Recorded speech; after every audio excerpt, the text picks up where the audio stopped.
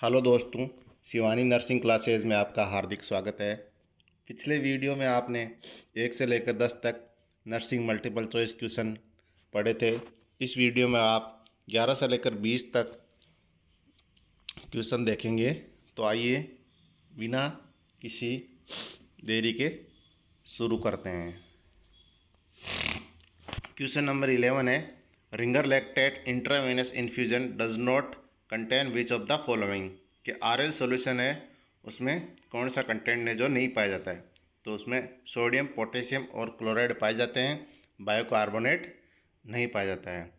तो आइए देख लेते हैं आरएल क्या होता है। RL solution is a type of isotonic crystalloid fluid. It is used to replace fluid and electrolyte in those who have low blood volume और low blood pressure, जिनके शरीर में ब्लड वॉल्यूम की कमी हो जाती है और बॉडी फ्लूइड्स की कमी हो जाती है। उनको कमी को पूरा करने के लिए आरएल दिया जाता है। यह मेटाबॉलिक एसिडोसिस को भी ठीक करने के लिए दिया जाता है और to wash the eye following a chemical burn. अगर केमिकल बर्न हो जाता है आँख में तो उसको धोने के लिए भी आरएल काम में ले जाता है।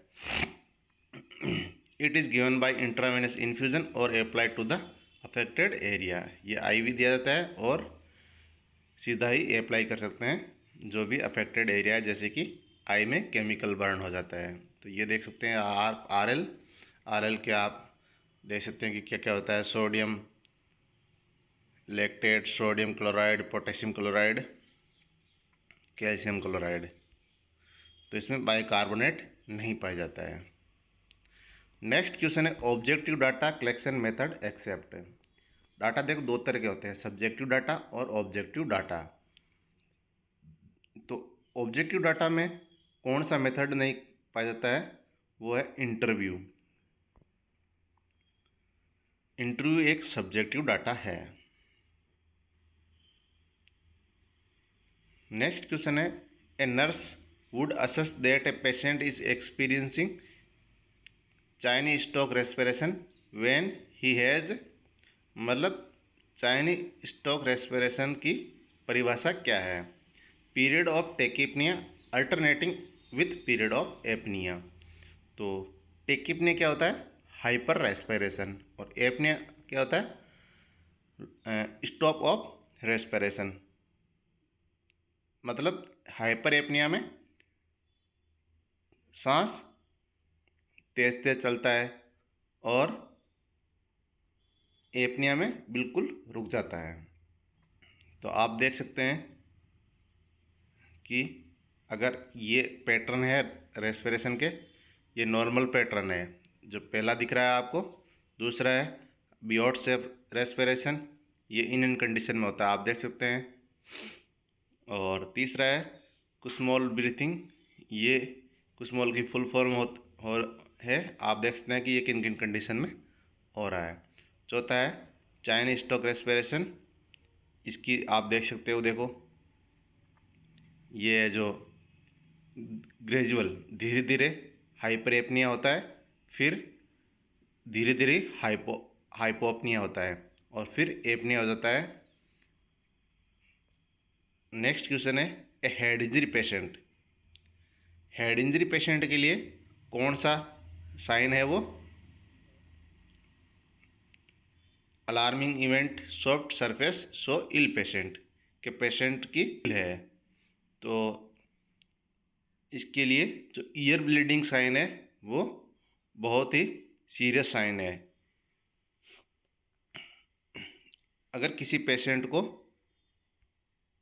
हेड इंजरी में ईयर ब्लीडिंग हो रही है, इसका मतलब है कि उसका बेसिलार स्कल फ्रैक्चर है। ये एक ear bleeding is a sign of basilar skull fracture which is a serious type of head injury, जो हेड इंजरी का सीरियस टाइप है। और बेसिलार स्कल फ्रैक्चर क्या होता है, ये base of the skull is fractured, this can happen as a result of fall. ये किन किन कंडीशन में हो जाता है, जब कोई गिर जाता है, एक्सीडेंट हो जाता है और अदर किसी टाइप ऑफ हेड ट्रॉमा कारण। अब आप देख सकते हैं कि बेसिलार स्कल फ्रैक्चर के और कौन कौन से साइन है। रिकॉनाइज, जिसमें क्या होता है कि आँखों के चारों ओर ब्लीडिंग शुरू हो जाती है, उसको रिकॉनाइज बोलते हैं, जैसा कि आप फोटो में देख सकते हो। फिर है Battle sign, bleeding behind the ears. आप दूसरी फोटो में बैटल साइन देख सकते हो, कान के पीछे की साइड में ब्लीडिंग।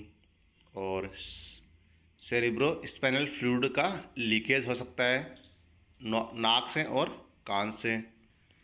परसिस्टेंट ईएनटी ब्लीडिंग, लगातार ईएनटी ईयर नोज थ्रोट से ब्लीडिंग हो सकती है। Subconjunctival haemorrhage with no posterior limit, subconjunctival haemorrhage हो सकता है। नेक्स्ट क्वेश्चन है डीकेनुलाइजेशन मीन्स क्या होता है।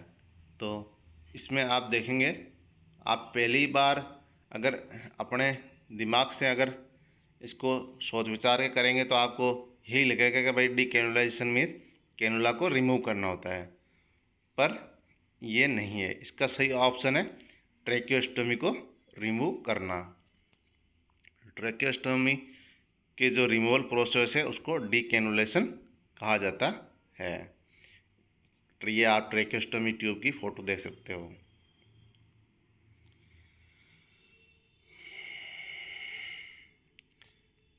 अब है when cleaning the eye lids. जब किसी पेशेंट की आई लिड्स को क्लीन किया जाता है तो नर्स को क्या ध्यान में रखना चाहिए कि आई को इनर कैंथस टू और आउटर कैंथस की ओर क्लीन करना चाहिए। When cleaning the eyelids, the nurse should clean from the inner canthus toward the outer canthus, so as not to introduce debris or dirt in the lacrimal duct that could cause an infection। तो इसमें ये बता रखा है कि eyelid को inner canthus मतलब inner side से आउटर साइड की ओर क्लीन करना चाहिए, जिससे क्या हो, लेक्रिमल डक्ट में इन्फेक्शन ना हो। अब ये आप देख सकते हैं लेक्रिमल डक्ट, जो ये लेक्रिमल कैनाल लिख रखा है, और ये आईलिड्स आपको पता ही होंगे क्या होता है। द चॉइस ऑफ TURP मतलब TURP trans urethral resection of prostate में कौन सा इरिगेशन सॉल्यूशन काम में लिया जाता है। तो ग्लिसरॉल नाम का इरिगेशन सॉल्यूशन है जो TURP में काम में लिया जाता है। TURP typically utilize large volume of irrigation fluid for distension and irrigation during the procedure.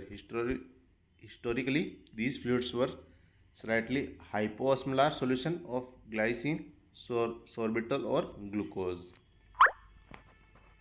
Which position given to patient in sigmoidoscopy? Next question है सिग्मोइडोस्कोपी में कौन सी पोजीशन पेशेंट को दी जाती है। तो इसका राइट आंसर है नी चेस्ट पोजीशन। आप नी चेस्ट पोजीशन की फ़ोटो देख सकते हो। और sigmoidoscopy is the minimally invasive medical examination of the large intestine from the rectum through the nearest part of the colon, the sigmoid colon. Sigmoidoscopy क्या होता है कि मेडिकल एग्जामिनेशन होता है लार्ज इंटेस्टाइन का, रेक्टम से लेकर लार्ज इंटेस्टाइन का मेडिकल एग्जामिनेशन होता है। और जो लार्ज इंटेस्टाइन का पूरा नहीं, लार्ज इंटेस्टाइन का जो रेक्टम के नियरेस्ट पार्ट होता है जिसको सिग्मोइड कोलन बोला जाता है उसका। अब सिग्मोइडोस्कोपी इसमें बता रखा है कि दो टाइप की होती है, फ्लेक्सिबल और रिजिड सिग्मोइडोस्कोपी। फ्लेक्सिबल एंडोस्कोप काम में लेते हैं और रिजिड सिग्मोइडोस्कोपी में रिजिड डिवाइस होता है। अब आप ये लार्ज इंटेस्टाइन और सिग्मोइड कोलन, रेक्टम और सिग्मोइड स्कोप का फोटो देख सकते हो। नेक्स्ट क्वेश्चन है ट्राइएज मीन्स क्या होता है। ट्राइएज मीन्स शॉर्ट, किसी भी चीज़ को शॉर्ट आउट करना ट्राइएज होता है। आइए समझते हैं।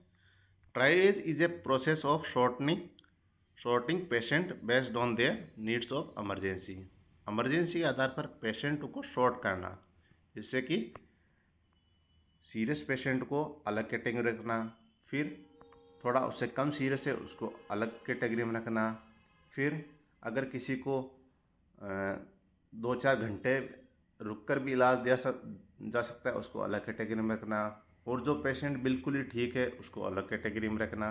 ऐसे कलर कोडिंग के हिसाब से पेशेंटों को अलग अलग कैटेगरी में बांटना ही ट्राइएज कहलाता है। ये कब काम में लिया जाता है?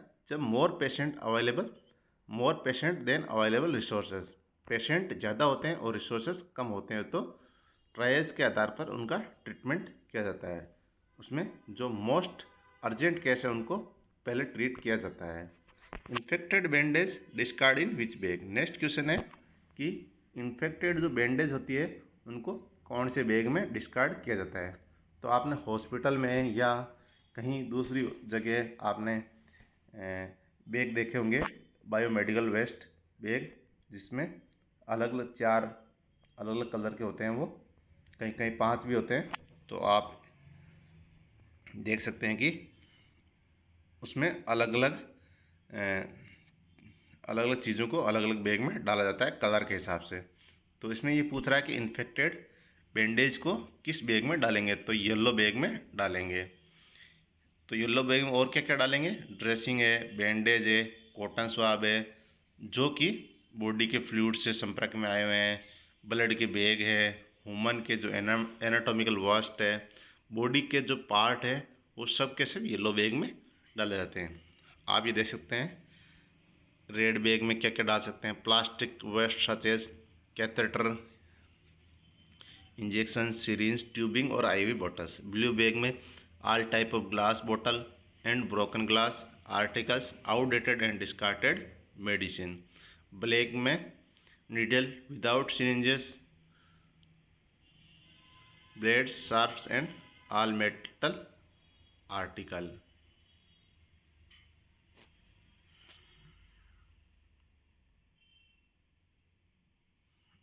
ये इसमें गलत दिखा रखा है। इसके लिए मैं आपको एक अलग से वीडियो बताऊंगा, क्योंकि इस फोटो में जो ये बता रखा है ब्लैक का, वो सही नहीं है।